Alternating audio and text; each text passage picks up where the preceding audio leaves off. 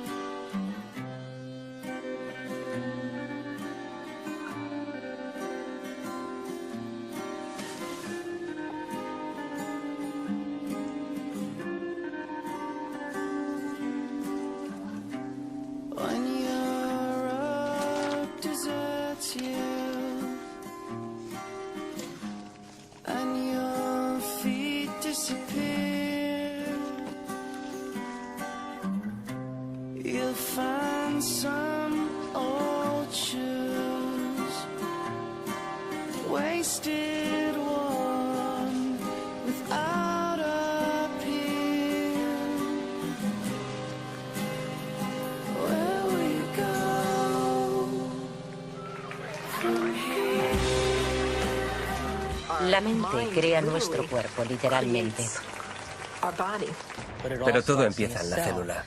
¿Y quién da la orden a las células? Las órdenes provienen de la red neuronal del cerebro, que se basa en las experiencias y la información que hemos registrado.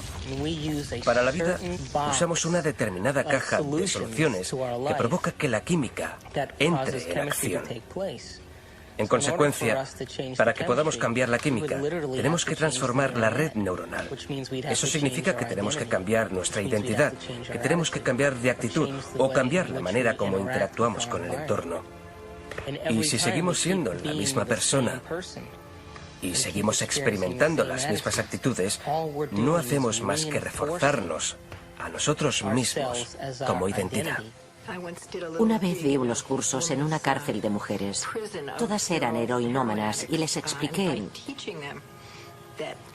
que tienen receptores para la heroína y que cuanta más heroína toman, más empeora su capacidad para fabricar endorfinas internas, heroína interna. Además, los receptores empiezan a perder sensibilidad o incluso empiezan a desaparecer. Se producen cambios reales. Tenemos información nueva sobre la menor fabricación de células en el cerebro. En toda clase de adicciones, la gente se queda atascada en viejos patrones.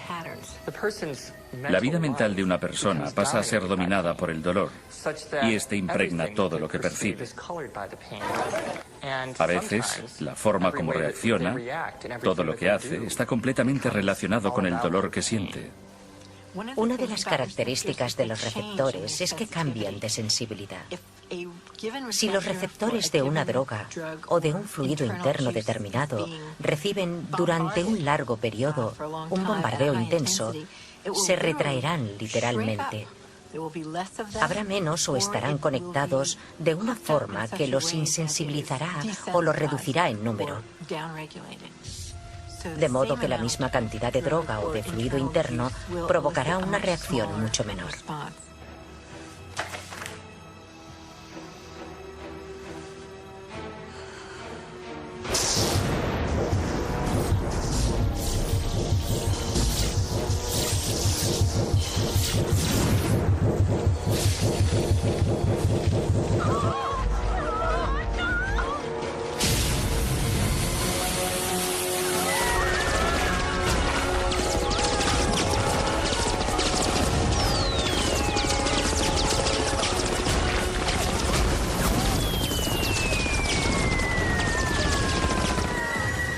Si bombardeamos la célula con la misma actitud y con la misma sustancia química una y otra vez, todos los días, cuando esa célula finalmente decide dividirse, cuando produce una célula hermana o hija, la célula nueva tendrá más receptores para esos neuropéptidos emocionales concretos y menos receptores para las vitaminas, los minerales, los nutrientes y el intercambio de fluidos o incluso para la eliminación de desechos o de toxinas.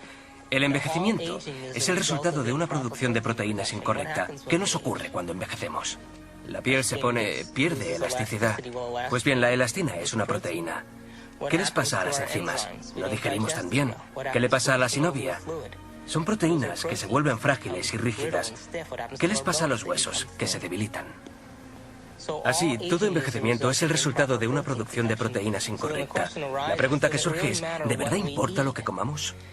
¿Tiene en realidad la nutrición algún efecto si la célula ni siquiera tiene los receptores, tras 20 años de abusos emocionales, que reciben o dejan pasar los nutrientes que necesita para estar sana?